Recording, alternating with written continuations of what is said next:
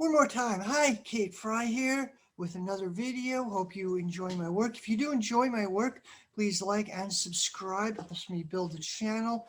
I'm up to 103 subscribers, and I thank everyone who has subscribed. Right now, I'm just doing this for the fun of it. I'm not making money out of it, but I am hoping to build up the channel in the near future. And I'm going to try to make this one brief. My videos always turn out much longer than I hope.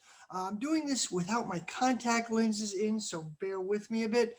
And I'm sitting with next to my two little dogs, Max and Molly. Okay, so this video is on the environmental catastrophe, the environmental, the climate change emergency we're facing right now.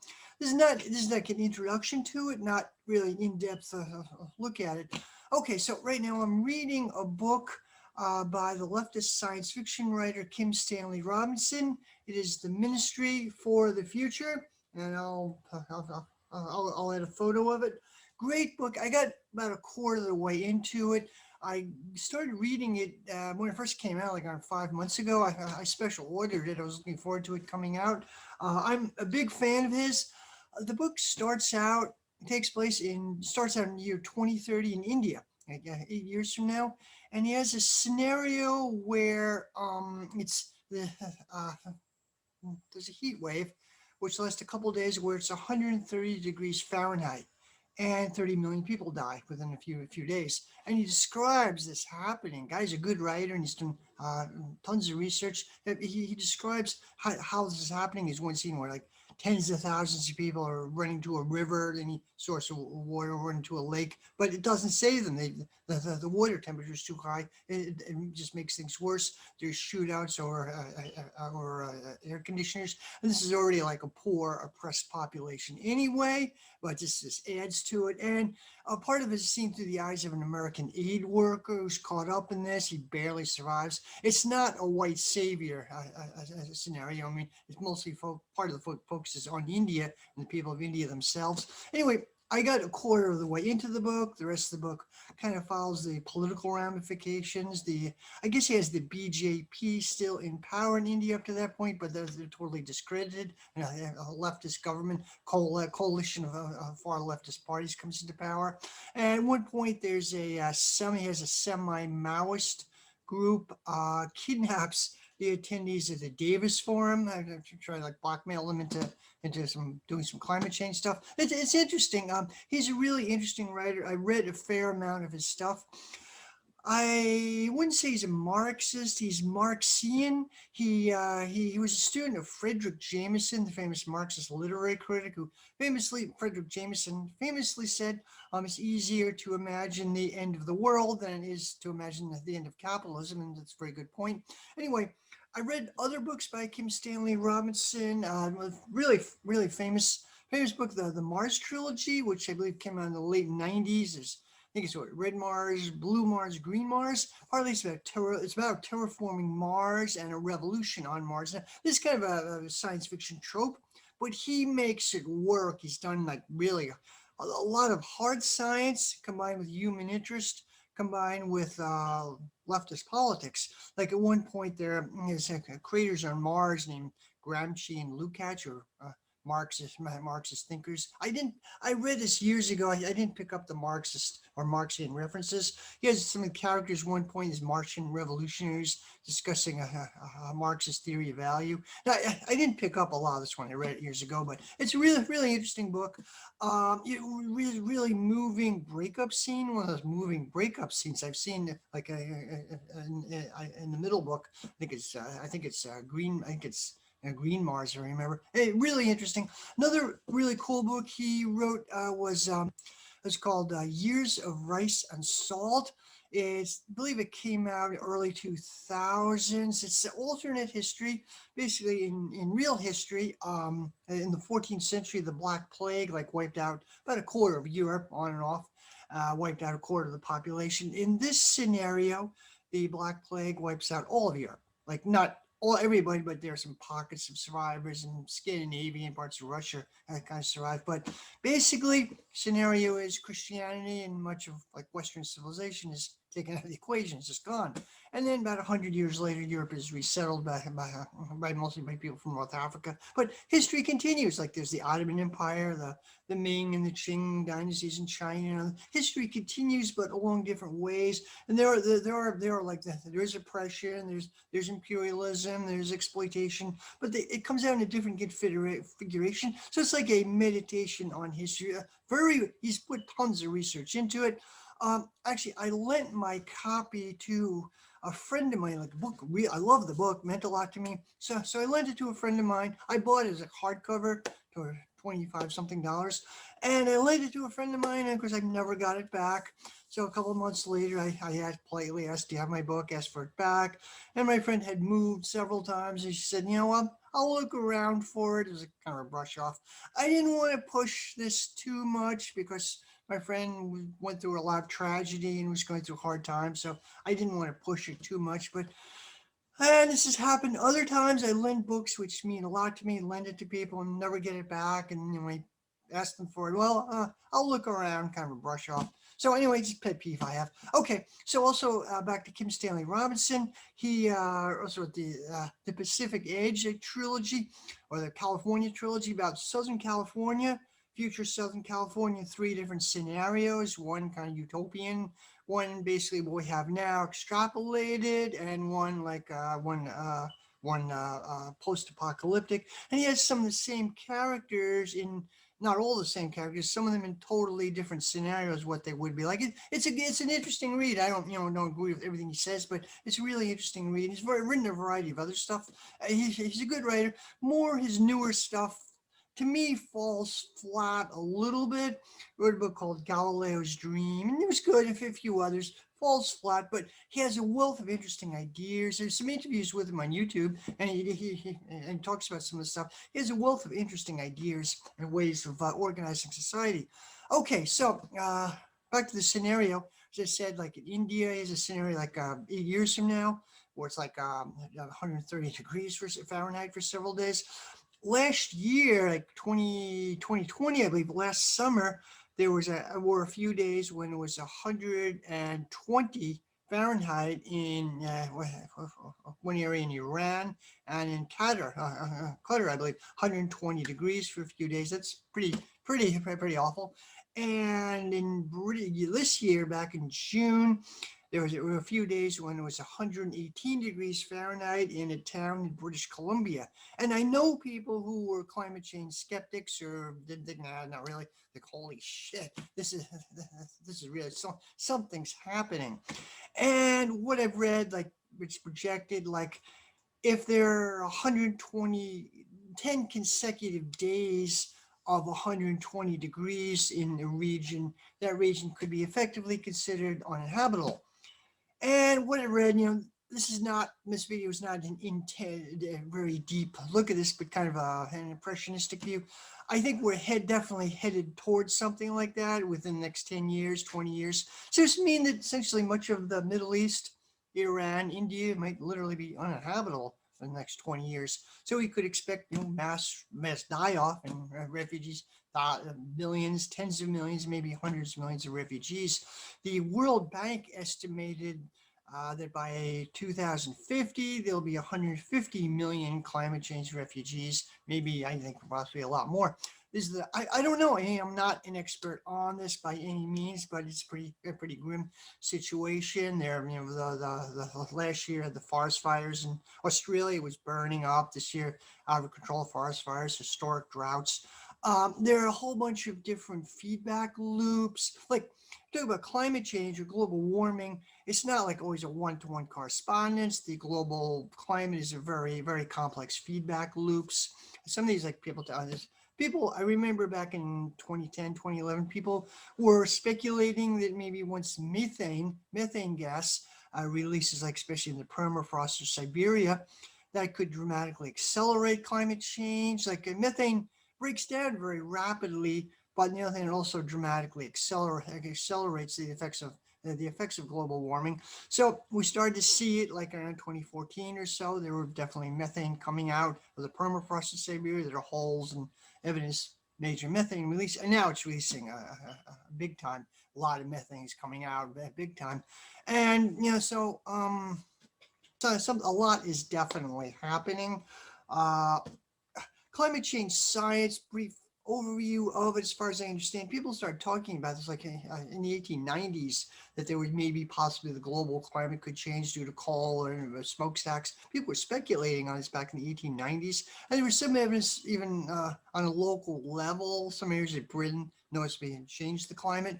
Um, Fast forward like 1960s, 1970s, during the environmental movement, there was some speculation of this. There was discussion of climate change. Went back and forth for a while. People thought maybe we have global warming. There was a popular theory that the opposite would happen. We have global cooling.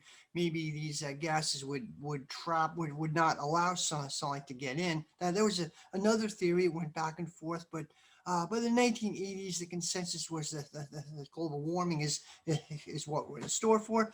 This guy, James Hansen, NASA scientist, he was head of the Goddard Space Propulsion Lab for about 20 years, and a very well respected scientist. He's often regarded as the father of modern climate change science. He became an activist, like I know some of his colleagues were a little upset at him, like he should just stay in the bureaucracy and lobby that way, but he went outside the government bureaucracy, and some people were upset at him for doing this, but he's been arrested a number of times as a climate change activist. Interesting guy. He was like the father of modern climate change science.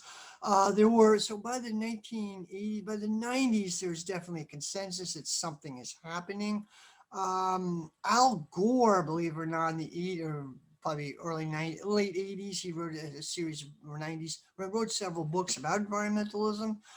He was Bill Clinton's vice president for 8 years. Basically, he didn't do anything. He did try twice to kind of push the Clinton administration more in the direction of protecting the environment, working on international agreements, but it's rebuffed by Bill Clinton, and he backed down. He didn't do anything else. Literally, he's vice president for 8 years, and didn't do anything. And then I believe it's 2004, after he left office, he was part of this movie. He made this movie, or he didn't really make the movie, but he kind of narrated this movie called Inconvenient Truth.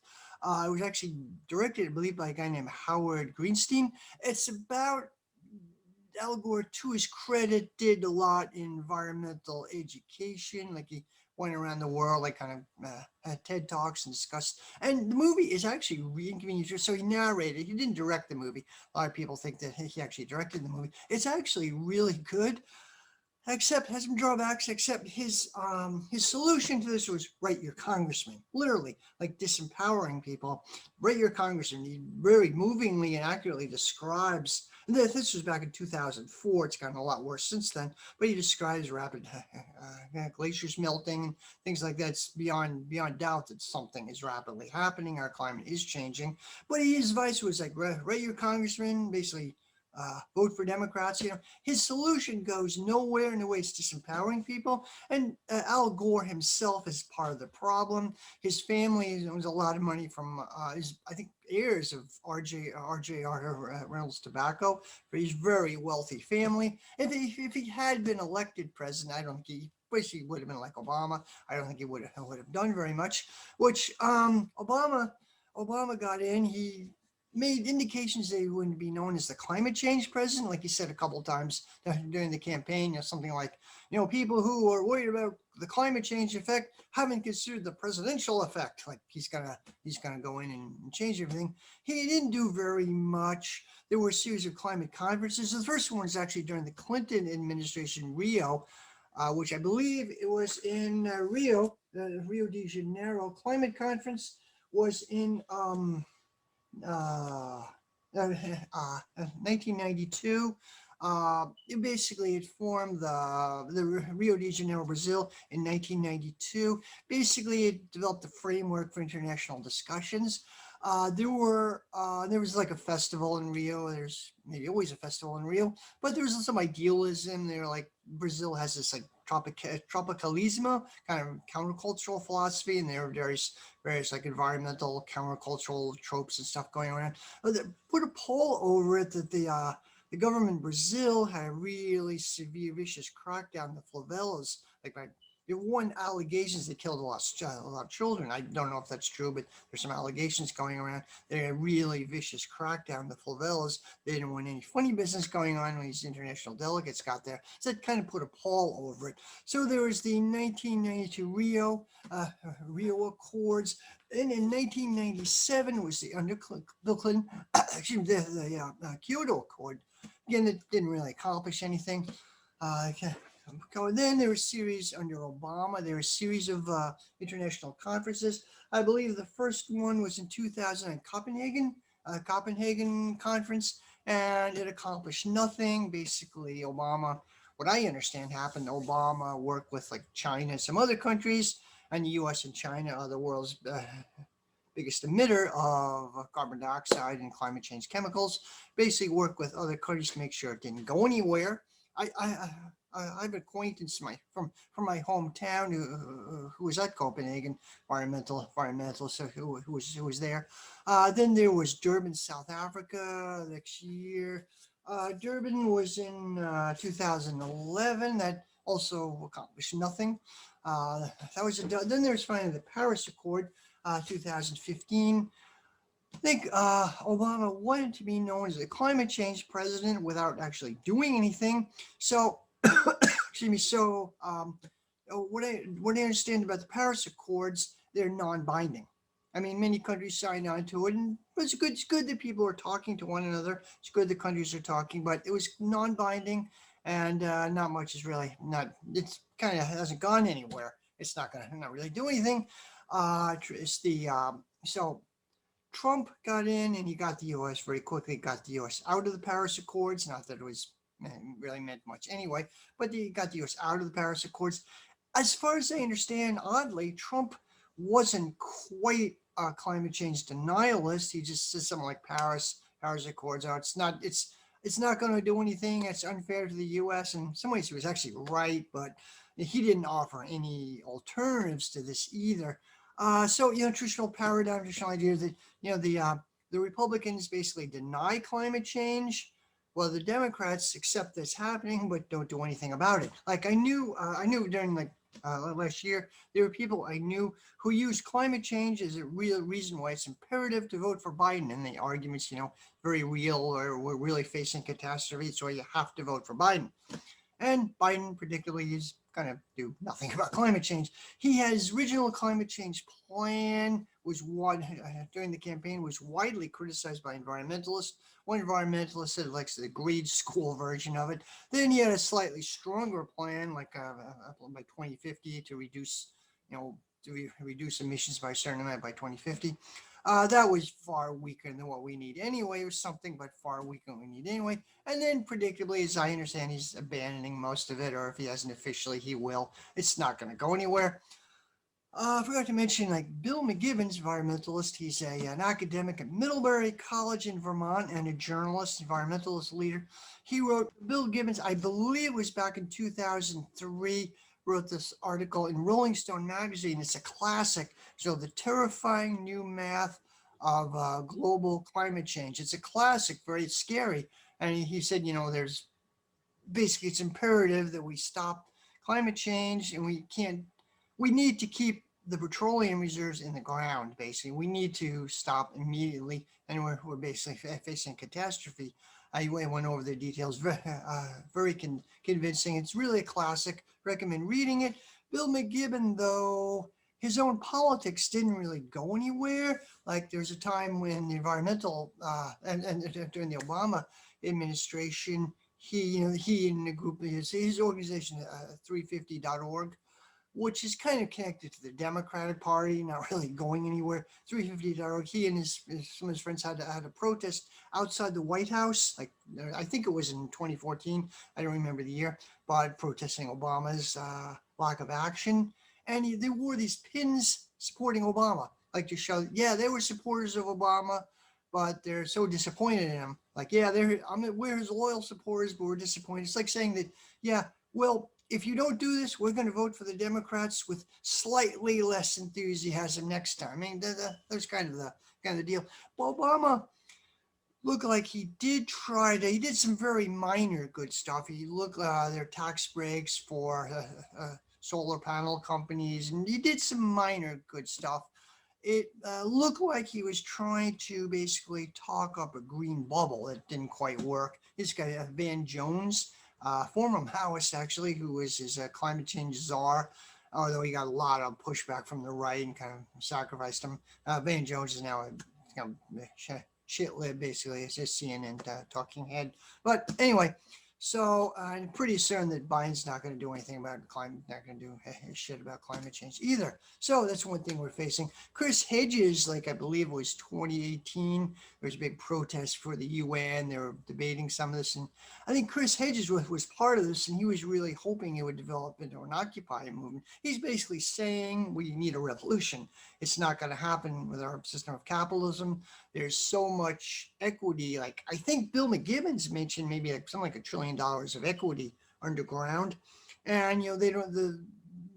It's pretty much impossible to change that. The capitalism is largely embedded in this. It's going to take massive transformation to be able to change our economic system, get off using fossil fuels. So I think Chris Hedges was saying we basically need a revolution to deal with this, and realistically, we're probably not. So we're kind of screwed. So things I'm reading, there's an article that came out in the New York Times actually recently said large parts of the planet will be uninhabitable probably by 2050 or much sooner, and predictions by the end of the century were kind of really grim.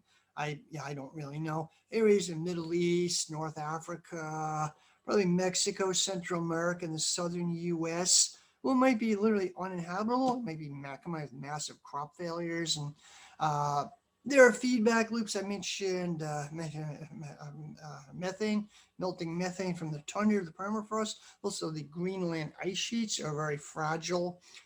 We don't know what's going to happen. If they could, take up, if the, the main Greenland ice sheet slides into the water, and it really could, we could have up to 6 feet of water, which would flood and destroy most coastal cities where large part of humanity lives. Coastal regions will be underwater. It'll literally change the geography of the planet. That's a major thing. There's also speculation right now. Article came out that the Gulf Stream, which is a wind system, a vast wind ocean current system, connects like North America, the North Atlantic, North America, Africa, Europe, which is basically why the reason why say Europe is a lot warmer than it should be. Like Rome is at the same latitude as Boston, but yeah, Rome is much warmer. Boston is a little cooler. The Gulf Stream has a profound influence on our climate, and it looks strong evidence that it's breaking down. And the article came out that we don't know when. Could be next week, could be 100 years from now. There's a lot we don't know. Our models are becoming more and more accurate, but there's a lot that we don't know. But we are an increasingly fragile situation. I love leftist YouTubers or leftish YouTubers I watch don't really talk about this too much, or some do. Robbie Yeager is an environmental journalist. He does some really good stuff, and a few others. But it's a complex thing. You really need to be a geek to really be fully immersed into listen. I'm not. I'm very far from an expert in any of this stuff. But I just wanted to say something. A film that came out actually in 2019. Planet of the Humans. It's free on YouTube. You can watch it, directed by Jeff Gibbs, who was closely collaborated with Michael Moore. Film is associated with Michael Moore. It was very controversial, a huge amount of controversy. And different people who saw the film seemed to get other things out of it. A lot of people in the environmental movement, much of the mainstream environmental movement is compromised, including Bill McGibbon and the Sierra Club. Not that they're corrupt exactly, but they kind of in a situation where they, make compromises with the fossil fuel industry, and they some cooperation. They want to try to, be pragmatic and get things done. They figure they have to. One hand washes the other. They're probably with the best of intentions, but there is a huge amount of nonprofits, the environmental movement, and also the U.S. federal government and state governments, huge amount of regulatory capture. So the film portrays them as largely compromised in some ways, corrupt. And also it goes to the alternative energy industry, which is closely tied in with the environmentalist movement. basically it shows much of it as kind of being a fraud or not a total fraud. Like there's one scene in that film which showed a alternative energy fair. And like a couple of years ago, like top environmentalists from the Bill McGibbon was there, so I was head of the Sierra Club, and I think it was California. It was a fair. They were having like a concert, bands playing, and speakers and things like that. And entrance to the fair, this fair was a huge solar panel. Okay, well, it turned out actual energy for this fair came from a good old gas powered generator in the back. The solar panel was barely able, literally barely able to power a toaster. Now, there was pushback from this. This was 10 years ago. And the solar panels are more efficient than they were then. This is something I don't really know a lot about, but they are more efficient. Some of my neighbors have solar panels now. But did go on like review alternate sources of energy for spending some time on biomass, which is basically wood liquefied or gasified wood chips, which today is not even regarded as a renewable energy source. It was back then. It says Bill McGibbon himself is kind of compromised and was uh, very late in turning against biomass. But okay, and spent time on solar panels. The fact that they're environmentally very destructive to make, for one thing, and they don't last that long. They don't really last. They're expensive and they need to be replaced. Not something average working class people can put on their houses, for example.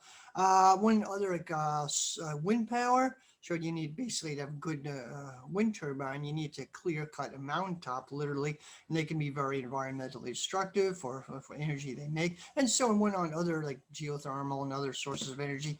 Um, Different people seem to get different things out of that film. What I got out of it is that we desperately need to transition from fossil fuels, but we can't. Like the state of technology of so-called alternative sources of energy are not enough to power our level of industrial civilization, technological industrial civilization, and it's simply not going to work for the amount of energy they produce. He made an argument, possibly nuclear energy. Jeff Gibbs is like a pro-nuclear environmentalist. He's a longtime environmentalist filmmaker, by the way. He has good reputation. The environmentalist movement was pissed off at him. He broke ranks when he made this film. Um, Josh Fox, who directed the film Gasland, led this campaign to get successful campaign actually to get Planet of the Humans taken off YouTube on the grounds of disinformation. It was put back on. I mean, liberals do have this like ban crazy, big censorship frenzy from the Trump administration, which is not good. You need discussion. Bill McGibbons himself did have pushback. He had an article in Rolling Stone last year, like a month after this film came out. He said, they slammed the movie, said there are a lot of lies and distortions, and they said some of the things at 25 rebuttals to it. I don't know. Now, I don't really know. I don't know a lot about this. The film went in kind of a Malthusian direction. Now, an earlier video, I talked about Thomas Malthus. Briefly, he was an English clergyman in the late 18th, early 19th century, kind of conservative. Basically, he talked about overpopulation, that population increases in a geometrical progression, like when conditions get a little better or, technology improves, that would lead to a geometrical increase in the human population group, which in turn would continue to put a strain on the food supply and living conditions would continue to be bad. So what he took from that deeply pessimistic view of improving human life or conditions and kind of very right-wing reactionary direction, Karl Marx hated Malthus, spent a long time complaining about him. Karl Marx really hated Malthus. And there was what they call a Malthusian trap.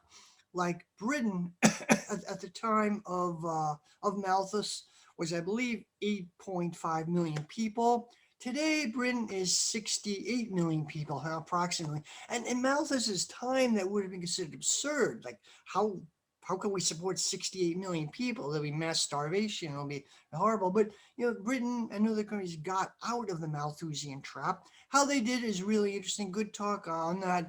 was by the historian Paul Kennedy. I believe it's in The Rise and Fall of the Great Powers, one of his books. I'm not real. Maybe it's the Preparing for the 21st Century. He's a Harvard historian. He writes some interesting stuff.